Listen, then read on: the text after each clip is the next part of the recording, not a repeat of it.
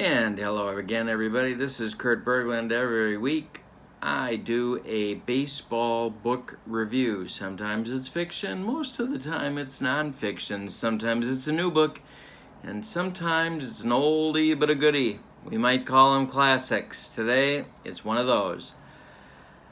The author is Jim Brosnan, a pitcher from the 1961 Cincinnati Reds, or if you're Sparky Anderson, Cincinnati Reds.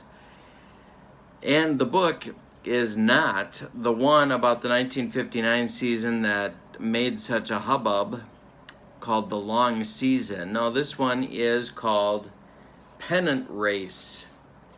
And my particular copy is a Penguin publication, but there are others. This book has been published by several different publishers. I wanted mine with the team photo on the cover. Why? Because I have a curious kind of sickness that just draws me to weird things like this. No, actually, I do have that, but the reason I picked this one is because I preferred this cover to the drawing of a baseball player that I had on the other one. But the one with the drawing of the baseball player you can pick up for like $3 or $4 or something plus shipping.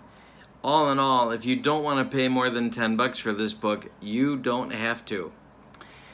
As I said, it's a book about the 1961 Cincinnati Reds season. In 1961, the Cincinnati Reds were the National League pennant winners, and they defeated really a number of good teams. I don't think, and I maybe you disagree and can tell me in the comments, but I'm not sure there's ever been a collection of teams over a period of years as talented and good and clustered as the National League was in the early to mid-1960s.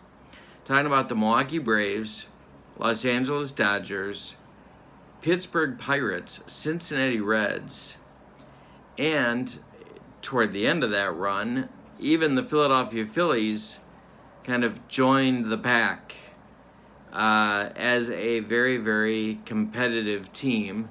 And I didn't even mention the Cardinals, who did the same thing, closer to 63 and 4 and 5. So this was a very, very competitive league in the early 60s, and Brosnan really captured that well. I don't know how much of this book was ghostwritten. My guess is not very much. He seems like a pretty literate person. He certainly was educated. His nickname, or one of his nicknames, was the Professor. He writes clearly and uses modifiers correctly and appropriately to really kind of bring out what was happening in this pennant race for these Reds. Now, this Reds team included players, and he's writing about players like Jim O'Toole and Joey Jay as the leaders of the starting rotation, Bill Henry as the left-handed counterpart to his right-handedness in the short relief part of the bullpen. They didn't call them closers back then. And in the lineup, there was some depth here. There were some guys that could hit. Talking about Frank Robinson, Vada Pinson, Wally Post, Gus Bell, Gene Freese, Gordy Coleman. There were some hitters. And they played in a park, Crosley Field, that is worth thinking about as well. If you've seen pictures, they got that slope going up toward the right field wall. It just was kind of a crazy place to play baseball, but a fun place to watch. If you haven't seen the video of the 1961 World Series on YouTube, I encourage you to do that.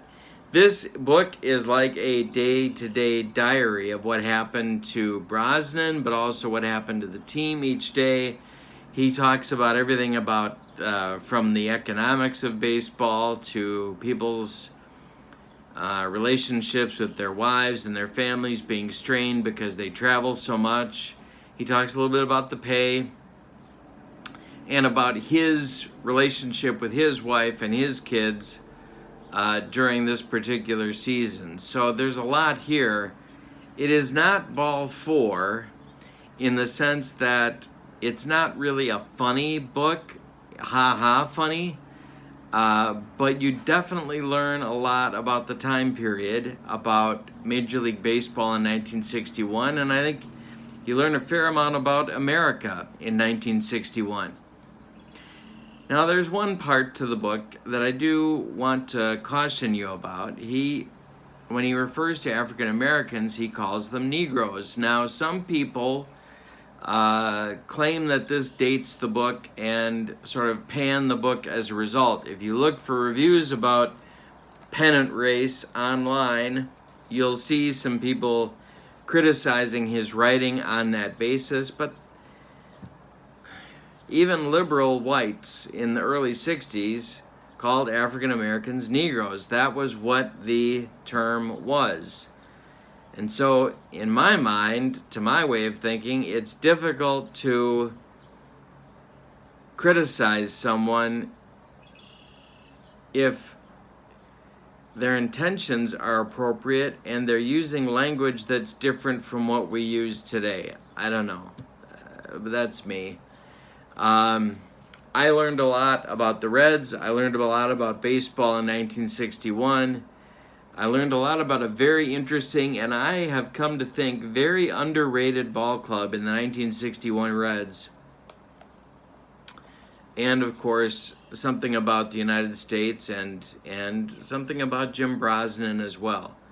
So I like the book a lot. I do recommend it. If you haven't picked it up, this is not The Long Season. The Long Season is based on 1959. This one's based on the 1961 season, and if you haven't picked it up, or if you haven't picked it up lately, it's worth a look.